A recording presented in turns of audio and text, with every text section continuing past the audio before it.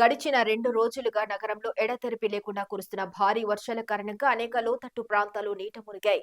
ఈ మేరకు విశాఖ పశ్చిమ నియోజకవర్గం మేఘాద్రి గడ్డ రిజర్వాయర్ నీటి మట్టం పెరగడంతో రిజర్వాయర్ పరిసర ప్రాంతాలను నగర డిప్యూటీ మేయర్ జియాని శ్రీధర్ పరిశీలించారు.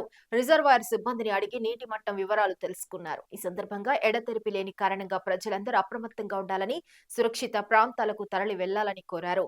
ఎలాంటి విపత్తు అయినా ఎదుర్కొనేందుకు నగరపాలక సంస్థ అన్ని విధాలా సిద్ధంగా ఉందని తెలిపారు.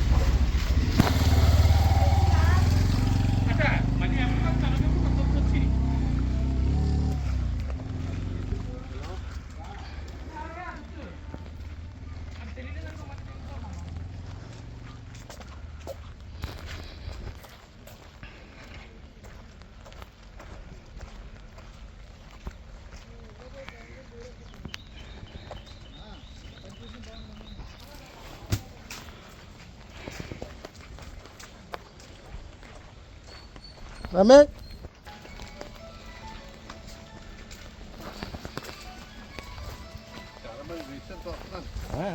ఫుల్ అయిపోతుంది కదా.